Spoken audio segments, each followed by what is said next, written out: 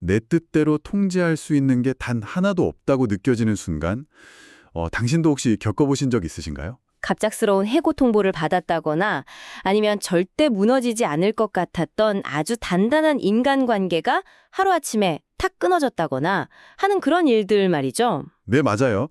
아니면 도저히 앞이 보이지 않는 불확실한 미래 앞에서 내면이 완전히 막 무너져 내리는 이른바 멘탈 붕괴의 순간 말입니다. 보통 우리는 이런 상황에 부닥치면 어떻게든 내면을 다잡고 긍정적으로 생각하고 스스로 통제력을 되찾으려고 진짜 안간힘을 쓰잖아요. 그렇죠. 그런데 오늘 저희가 심층 탐구를 통해 파헤쳐볼 이야기의 결론부터 먼저 말씀드리자면 그 스스로 통제하려는 노력이 어쩌면 가장 위험하고 파괴적인 접근일 수 있다는 겁니다. 우리가 흔히 마음챙김이나 자기 통제라고 부르는 이 현대의 상식과 아주 정면으로 충돌하는 이야기죠. 맞습니다. 그래서 오늘 이 역설적인 결론을 도출하기 위해 저희가 오늘 탐구할 아주 매력적인 텍스트를 하나 가져왔는데요. 전문가님, 오늘 우리가 파헤쳐볼 자료가 어떤 건가요? 네, 오늘 살펴볼 자료는 아주 오래된 무려 2000년 전의 텍스트입니다. 바로 요한복음서 14장 1절 너희 마음이 산란해지는 일이 없도록 하여라. 하느님을 믿고 또 나를 믿어라. 라는 단 한 줄의 문장입니다. 아마 종교가 아예 없으신 분들이라도 어디선가 한 번쯤 들어봤을 법한 굉장히 익숙하고 따뜻한 위로의 말처럼 들리실 텐데요. 사실 표면적으로만 보면 그렇습니다. 마음을 편하게 가지라는 좋은 덕담 같죠? 저도 처음 이 텍스트를 접했을 때는 그냥 시중에 흔히 있는 자기계발서의 한 구절이나 예쁜 엽서에 적혀있을 법한 다 잘 될 거야, 걱정하지 마. 이런 로맨틱하고 평화로운 위로인 줄 알았거든요. 하지만 저희가 오늘 여러 자료들을 통해 살펴볼 미션은 그렇게 단순하지 않습니다. 네, 맞아요. 오늘 저희가 살펴볼 자료들이 진짜 방대하잖아요. 이 고대 시라버 원문에 대한 아주 무거운 신학적, 언어학적 주석부터 시작해서 당대 철학과의 비교 분석, 심지어 현대의 그 찐친 감성으로 유쾌하게 풀어낸 해설 자료까지 아주 다양하게 준비되어 있습니다. 네, 이 다양한 자료들을 종합해서 도대체 이 단순한 종교적 위로로 보이는 한 문장이 사실은 어떻게 인간의 실존적 위기와 멘탈 붕괴를 막아내는 가장 급진적이고 철학적인 해독제로 작동하는지 낱낱이 해체해보는 것이 오늘의 목표입니다. 좋습니다. 일상에서 통제할 수 없는 외부 상황들로 인해 이른바 멘붕을 겪어본 적이 있는 당신이라면 오늘 이 2000년 전 쓰인 텍스트가 제시하는 낯설고도 강력한 해결책에 완벽히 매료되실 겁니다. 자, 그럼 본격적인 심층 탐구로 들어가 볼까요? 네, 이 문장에 가진 진짜 파괴력을 제대로 이해하려면 먼저 이 말이 던져진 서사적 배경을 짚고 넘어가야 합니다. 서사적 배경이라면 그러니까 이 문장이 어떤 낭만적이거나 평화로운 상황에서 툭 튀어나온 게 아니라는 말씀이시죠? 전혀 아닙니다. 오히려 정반대죠. 텍스트의 앞부분인 13장의 상황을 저희가 분석해보면 제자들의 입장에서 그곳은 그야말로 지옥입니다. 지옥이요? 상황이 그렇게 안 좋았나요? 생각해보세요. 지난 3년 동안 자신의 직장, 가족, 자기 인생 전부를 걸고 따랐던 리더, 즉 예수가 방금 전 나는 이제 너희가 올 수 없는 곳으로 떠난다 라고 일방적인 이별 통보를 해버린 겁니다. 와, 3년을 다 바쳤는데 리더가 갑자기 조직 해체를 통보해버린 거네요. 제자들 입장에서는 완전 청천벽력인데요. 게다가 외부의 문제뿐만이 아닙니다. 내부의 균열은 훨씬 더 심각해요. 아, 그 배신자 유다 사건 말씀하시는 거죠? 맞습니다. 한솥밥을 먹던 동료 유다가 스승을 밀고 하기 위해 방을 나갔고 스승은 심지어 그룹의 2인자인 베드로를 향해서 네가 오늘 밤 나를 3번 모른다고 배신할 것이다 라고 예고까지 해버렸습니다. 세상에, 리더는 떠난다고 하지. 동료는 경찰에 밀고 하러 갔지.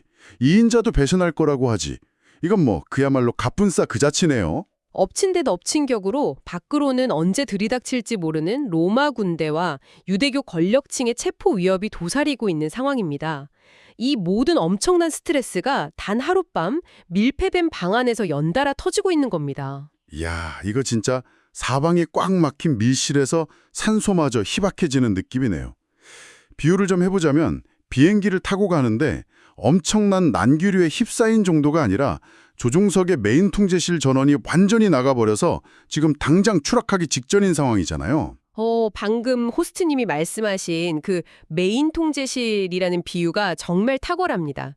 그게 오늘 저희가 살펴본 언어학 자료에 등장하는 히라버 카르디아의 고대적 의미를 아주 정확하게 짚어낸 거거든요. 아, 카레디아라면 우리말 번역에서 마음이라고 된 그 단어 맞죠? 네, 번역은 단순히 마음이라고 되어 있지만 고대 히브리적 사고에서 카르디아는 단순히 기쁨이나 슬픔, 우울함 같은 감정이 머무는 곳을 의미하는 게 아닙니다. 그럼 단순히 feeling, 그러니까 감정선이 아니라는 거네요. 네, 아닙니다. 이곳은 지성적인 판단을 내리고 논리를 구성하고 삶의 의지적인 결단이 내려지는 인간의 전인격적 중심 통제시를 뜻합니다. 그러니까 단순히 기분이 너무 우울하다, 불안하다 이런 기분 상태를 말하는 게 아니라 내 존재를 이끌어가는 내비게이션 시스템 자체가 완전히 먹통이 돼버렸다, 다운되었다는 뜻이군요. 정확합니다. 그리고 이 통제실의 상태를 묘사하는 동사가 또 굉장히 흥미로운데요. 우리말로는 산란해지다라고 번역된 히라버 타라속라는 단어입니다. 산란해지다, 뭔가 마음이 복잡해지다 이런 뉘앙스 같은데 원어의 뜻은 좀 다른가요? 이 단어의 어원을 파고들면 상황의 심각성이 훨씬 더 물리적으로 확 다가옵니다. 타라소는 본래 잔잔하던 물이 물리적으로 아주 심하게 휘저어져서 바닥에 진흙까지 다 뒤집히는 이른바 흙탕물이 된 상태를 뜻하거든요. 와, 흙탕물이요? 그냥 표면이 찰랑거리는 게 아니라 바닥 깊은 곳까지 완전히 다 뒤집어져서 앞이 안 보이는 상태네요. 맞습니다. 질서가 완전히 해체되고 이성의 경계가 무너져 내리는 존재론적 붕괴를 묘사하는 아주 무서운 단어죠. 게다가 더 중요한 건 이 동사가 원문에서 수동태로 쓰였다는 사실입니다. 잠깐, 수동태요? 수동태라는 건 이 불안감이나 공포가 내가 내 안에서 스스로 꼬리를 물고 지어낸 감정이 아니라 외부의 압도적인 위협이 내 통제실 문을 부수고 강제로 뚫고 밀고 들어왔다는 뜻이잖아요. 네, 바로 그 지점입니다.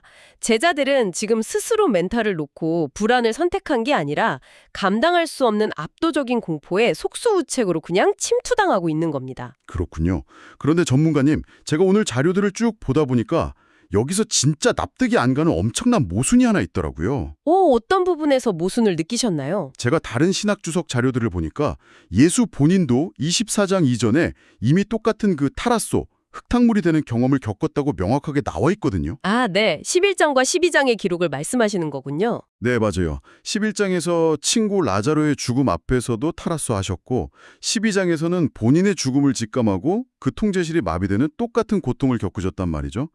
아니, 자기 본인도 죽음과 상실 앞에서 멘탈이 다 무너졌으면서 지금 공포에 질려 덜덜 떨고 있는 제자들한테는 너희는 흔들리지 마라, 산란해지지 마라 이렇게 억제하듯 명령하는 건 좀 꼰대 같고 너무 가혹한 처사 아닌가요? 충분히 그렇게 보일 수 있죠. 하지만 바로 그 모순처럼 보이는 지점이 사실은 이 텍스트가 가진 가장 강력한 공감의 기반이자 해독제의 핵심입니다. 공감의 기반이요? 멘탈 잡으라고 윽박 지르는 게 아니라는 건가요? 만약 예수가 인간의 고통이나 감정을 전혀 모르는 아주 차가운 절대자의 위치에서 야, 불안해하지 마 라고 훈계했다면 그것은 그저 공허한 뜬구름 잡는 소리에 불과했을 겁니다. 하지만 예수가 스스로 타라소를 겪었다는 사실은 불안과 공포 자체가 인간의 결함이나 죄악이 아니라 통제할 수 없는 험악한 세상 속에서 인간이 겪는 지극히 당연한 진동이라는 것을 의미하거든요. 아하, 그러니까 고통에 흔들리고 두려워하는 것 자체를 정죄하거나 비난하는 게 아니라는 거군요. 네, 스승은 이미 그 깊고 어두운 흙탕물의 한가운데로 직접 들어가 봤고 통제실이 마비되는 그 끔찍한 공포를 몸소 겪어봤잖아요. 그렇기 때문에 역설적으로 그 혼돈이 결코 인간을 영원히 파괴할 수 없다는 그 끝을 분명히 아는 겁니다. 와, 그 폭풍우의 끝을 아는 자의 권위인 거네요. 맞습니다. 그래서 이 명령은 무조건 불안을 느끼지 마라, 감정을 다 억눌러라 이런 강요가 아니라 그 외부의 혼돈이 너희의 주인이 되어서 통제실의 완장이 장악하고 무너뜨리도록 내버려 두지 마라 라는 아주 권위 있는 차단 명령인 셈입니다. 아, 내가 그 폭풍의 한가운데 서봐서 아는데 이게 절대 끝이 아니니까 거기에 잠식당하지 마라 라는 진짜 거창하고도 깊은 연대감이 깔려 있었던 거군요. 바로 그겁니다. 좋습니다. 그렇다면 여기서 필연적으로 떠오르는 날카로운 질문이 하나 있습니다. 통제실을 뺏기면 안 된다는 건 이제 알겠는데 도대체 어떻게, 무슨 수로 이 압도적인 외부의 위협으로부터 나를 지켜낼 것인가 하는 실전적인 문제죠. 자료를 보니까 당시 고대 사회에서도 이 불안을 다루는 방식에 대한 엄청난 철학적 논쟁이 있었다면서요. 네, 인간이 실존적 공포를 마주했을 때 도대체 어떻게 대처해야 하는가. 이것은 고대 철학자들의 가장 큰 화두이자 숙제였습니다. 당시 지식인들 사이에서 가장 핫한에 유행했던 해결책이 바로 아타락시아라는 개념이죠. 아타락시아, 세계사 시간이나 윤리 시간에 한 번쯤 들어본 기억이 납니다. 에피쿠로스 학파나 피론, 제논 같은 스토아 철학자들의 궁극적인 인생 목표가 바로 이 동요 없는 평정심, 즉 아타락시아였습니다. 이 사람들의 논리는 아주 심플하고 명쾌해요. 외부 세계는 원래 혼란스럽고 우리는 그것을 절대 통제할 수 없다. 오, 거기까지는 되게 현실적인 진단이네요. 그렇죠. 그리고 뒤어지는 결론이 이렇습니다. 그러니 외부의 영향을 완전히 차단하고 내면의 통제력을 극대화하라입니다. 에피쿠로스처럼 욕망 자체를 확 줄여버리거나 피론처럼 판단을 아예 중지하거나 스토아 철학자들처럼 이성으로 감정을 꾹꾹 눌러 담아서 철저하게 자기 안으로의 수축을 시도하는 거죠. 외부를 바꿀 수 없으니 나침반을 아예 내면으로 확 돌려버리라는 거네요. 스스로 그 평온을 만들어내라 이건데 와, 이거 듣다 보니까 완전히 요즘 현대사회의 자기계발 트렌드랑 소름 돋게 똑같습니다. 서점만 가도 막 흔들리지 않는 멘탈 관리법, 명상으로 내면의 평화 찾기, 존버 정신 이런 책들이 넘쳐나지 않습니까? 정확한 연결입니다. 고대의 아타락시아나 현대의 마음챙김, 마인드 컨트롤 열풍이나 그 근본적인 방어 메커니즘은 완벽히 동일해요. 바로 자기 안으로의 수축이죠. 외부에서 폭풍이 몰아치고 폭동이 일어날 때 내 방문을 겹겹이 걸어 잠그고 그 안에 숨어서 나만의 요새를 쌓아 올리는 방식입니다. 제가 좀 재미있게 비유를 해보자면 밖에서는 막 불이 나서 건물이 무너지고 사람들이 소리 지르고 있는데 내 방 안에 딱 틀어박혀서 최고급 노이즈 캔슬링 헤드폰을 끼고 나는 평온하다. 저 소음은 나를 해치지 못한다. 이러면서 끊임없이 세뇌하고 자기 암시를 거는 거네요. 그 노이즈 캔슬링 헤드폰 비유를 조금만 더 밀고 나가볼까요? 헤드폰을 끼고 외부 소음을 차단하면 당장 잠시 동안은 평온하게 느껴지겠죠. 하지만 결국 그 진짜 불길이 내 문문을 뚫고 들어오면 어떻게 됩니까? 당연히 다 타버리겠죠. 헤드폰이 불을 꺼주진 않으니까요. 맞습니다. 아무리 내면을 굳건히 다잡아도 실제 하는 불길에 타버리는 건 막을 수 없죠. 고대 철학이 가진 가장 치명적인 맹점이 바로 이겁니다. 흙탕물이 거대한 파도처럼 외부에서 밀려들어 오는데 그저 내면의 연약한 의지력만으로 그것을 다 정화하고 막아낼 수 있다고 믿는 오만에 있는 겁니다. 와, 통쾌한 지적이네요. 그럼 복음서의 텍스트는 이 아타락시아에 대해서 뭐라고 반박하나요? 요한복음 14장 1절은 산란해지지 마라 라며 불안을 차단하는 부정명령을 내린 직후에 아타락시아와는 완전히 반대되는 정면 충돌의 방향으로 긍정명령을 제시합니다. 바로 믿어라. 히라버로 피스투에테입니다. 드디어 그 단어가 나왔네요. 그런데 오늘 저희가 본 신학 및 언어 자료들을 종합해보면 여기서 진짜 중요한 건 단순한 믿음이라는 단어 자체가 아니라 그 뒤에 찰싹 붙어있는 히라버 전치사 에이스죠. 이 단어 하나가 해결책의 방향을 완전히 뒤집어 버리잖아요. 그렇습니다. 에이스는 단순한 문법적 전치사가 아니라 아주 강렬한 역동성을 내포한 방향 지시어입니다. 영어로는 into, 즉 무엇 안으로라는 뜻을 꽉 품고 있죠. 안으로요? 보통 우리가 누군가를 믿는다라고 할 때는 그냥 머리로 당신의 말이 맞다고 동의합니다.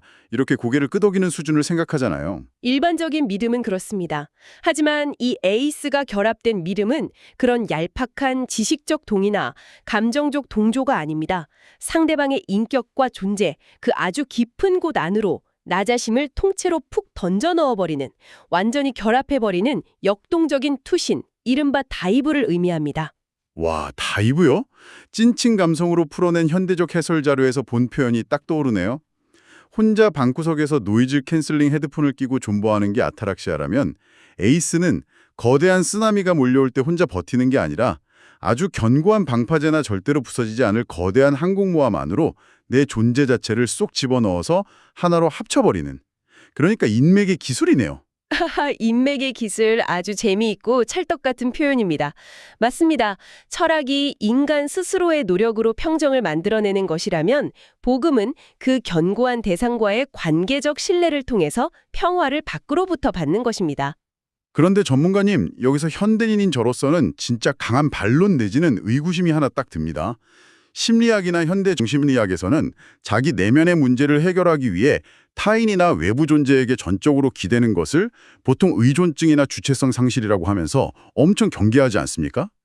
나 자신을 완전히 잃어버리고 누군가에게 맹목적으로 확 뛰어드는 건 오히려 더 위험한 사이비 같은 거 아닌가요? 아주 예리하고 훌륭한 현대적인 관점의 반론입니다. 실제로 만약 우리가 뛰어드는 그 대상이 우리와 똑같이 흔들리고 변하는 연약한 인간이거나 혹은 유한한 어떤 이념이라면 그건 명백히 병적인 의존증이 맞습니다. 그렇죠. 내가 기댄 기둥이 부러지면 나도 같이 박살날 테니까요. 하지만 오늘 이 텍스트가 요구하는 그 투신의 대상은 차원이 전혀 다릅니다. 이 문장의 구조를 유심히 살펴보면 예수는 하느님을 믿어라 라는 명령과 또 나를 믿어라 라는 명령을 아주 나란히 대칭적으로 배치했습니다. 나란히 뒀다고요? 네, 신학적으로 이를 신적 대칭이라고 부르는데요. 이것이 의미하는 바가 엄청납니다. 그러니까 창조주 하느님과 자신을 문법적으로 완벽히 똑같은 저울 위에 올려놓았다는 거군요.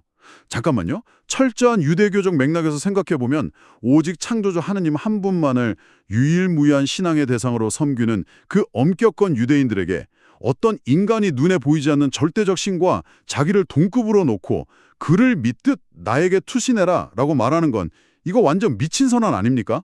그 자체로 사형에 처해질 엄청난 신성모독이잖아요. 맞습니다. 당시 사회상으로 보면 거의 자기 목숨을 내놓는 마이크 드롭 발언이었죠. 만약 제가 청취자분들께 우주를 창조한 신을 믿으시죠? 자, 이제 그 신과 똑같은 레벨로 저라는 사람에게 인생을 다 거십시오 라고 한다면 당장 저를 사기꾼이나 이단 교주로 취급해서 끌어내리지 않겠습니까? 게다가 예수 본인은 내일 당장 로마 제국에 의해 가장 비참하게 십자가에서 처형당할 운명인데 이렇게 무력하고 위험한 순간에 왜 굳이 이런 극단적이고 압도적인 자기증명을 하신 걸까요? 바로 그 죽음 직전이라는 타이밍이 이 선언이 가진 핵심적인 신비입니다. 십자가 처형은 제자들의 눈앞에서 스승이 물리적으로 또 시각적으로 완전히 소멸하는 가장 처절한 부재의 사건이거든요. 눈앞에서 리더가 죽어 없어지는 거니까 최고의 붕괴네요. 예수는 눈에 보이는 육체적 현존이 사라진 그 이후에도 제자들이 멘탈을 잃고 무너지지 않기를 간절히 바랐습니다. 그래서 자신이 단지 잠시 스쳐 지나가는 위대한 멘토나 훌륭한 선생 정도가 아니라 우주의 창조주와 본질적으로 동일한 영원하고 절대적인 안전망이라는 사실을 선포한 겁니다. 아, 인간의 불안은 오직 더 큰 신뢰에 의해서만 밀려나가는 거니까 나침반이 흔들리지 않게 확실한 좌표를 찍어준 거군요. 그렇습니다.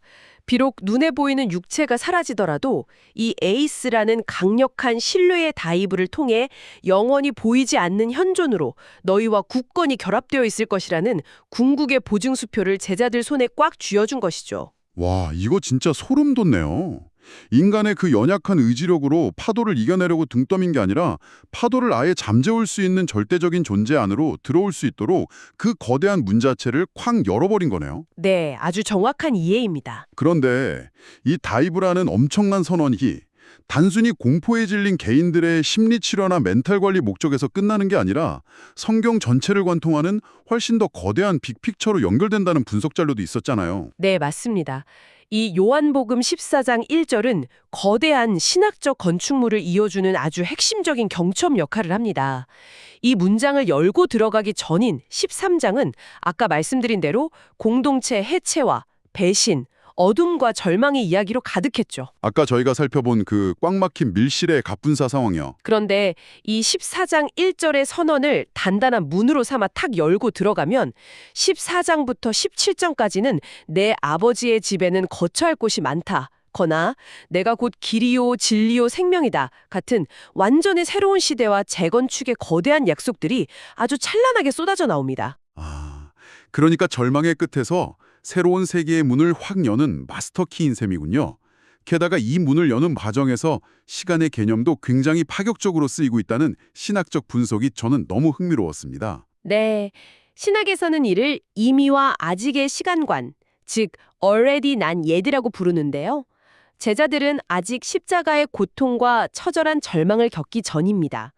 당연히 부활의 승리도 아직 오지 않은 미래죠. 그렇죠. 내일 일어날 일이니까요. 하지만 예수는 부활 이후에나 주어질 그 완벽한 평화와 승리의 확신을 가장 어둡고 두려운 그 전날 밤의 밀실 한가운데로 미리 확 땡겨와서 선포하고 있는 겁니다.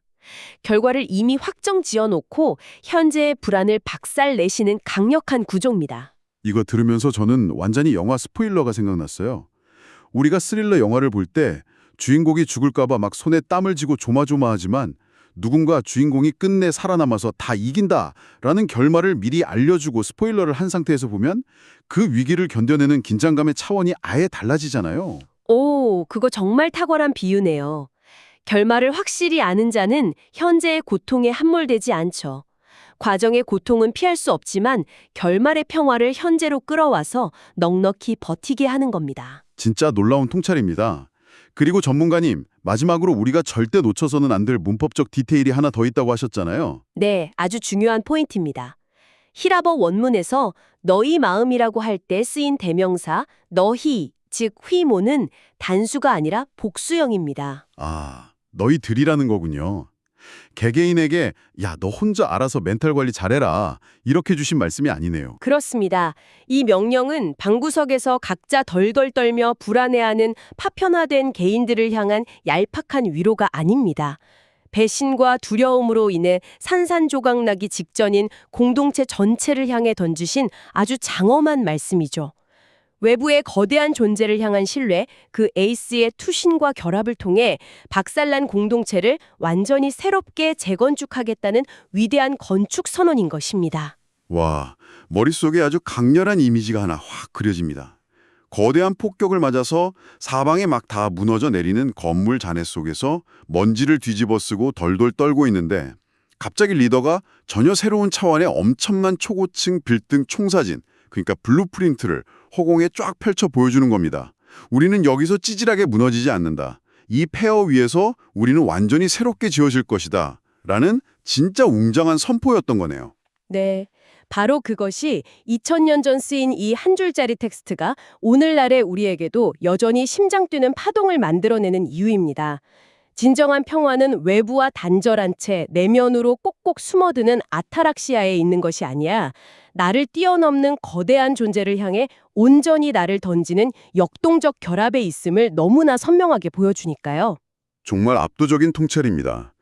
오늘 이 긴 여정을 통해 우리는 멘탈 붕괴라는 인간의 실존적 위기를 다루는 전혀 다른 차원의 아주 낯설고도 강력한 해법을 목격했습니다. 우리 스스로 내면을 쥐어짜내서 만드는 평온이 아니라 견고한 외부를 향한 투신이 정답이라는 것을 확인한 시간이었죠. 그렇습니다. 자, 이제 마지막으로 오늘 이 이야기를 끝까지 함께 해주신 당신에게 도발적인 질문을 하나 던지며 마무리하고 싶습니다. 우리가 살아가는 현대사회는 끊임없이 우리를 닥달합니다. 외부 상황은 네가 바꿀 수 없으니 네 스스로를 통제해라. 네 내면에 집중해라. 명상을 통해 스스로 평온을 찾아라 하면서요. 온통 숨막힐 정도로 자기수축적이고 철정에 고립된 솔루션만을 정답이라고 강요하는 시대죠. 하지만 만약 우리의 가장 깊고 어두운 불안이 단순히 내 통제력이 부족해서나 명상을 덜 해서 생기는 게 아니라면요. 애초에 인간이라는 존재 자체가 나와 타인 혹은 나를 뛰어넘는 거대한 관계와 의미가 단절되었을 때 흔들리도록 설계된 것이라면 어떨까요? 듣고 보니 그러네요. 인간은 애초에 홀로 서도록 만들어지지 않았을 수 있죠. 어쩌면 완벽한 자기 통제에 집착하는 우리의 이 현대적인 고립된 평온이 도리어 우리를 거친 난기류 속에서 더 쉽게 바스러지고 무너지게 만드는 진짜 원인은 아닐까요? 지금 당신의 방파제는 대체 어디에 있습니까? 정말 묵직한 질문이네요. 당신 인생의 통제실 전원이 팍 꺼져버리고 무서운 흙탕물이 밀려올 때 당신이 의지하는 것은 그저 당신 자신의 그 연약한 의지력과 노이즈 캔슬링 헤드폰 뿐입니까? 아니면 거친 폭풍 속에서도 당신의 존재를 온전히 푹 던져 결합할 수 있는 절대 무너지지 않는 외부의 거대한 신뢰입니까? 오늘 이야기를 들으신 분들 모두가 한 번쯤 깊게 사유해볼 만한 화두인 것 같습니다. 오늘 당신이 마주할 일상의 흙탕물 속에서 부디 내면의 문을 걸어 잠그는 대신 당신을 온전히 던질 수 있는 확고한 항공모함을 발견하시기를 바랍니다. 당신을 위해 준비한 오늘의 심층 탐구는 여기서 마치겠습니다. 함께해 주셔서 감사합니다.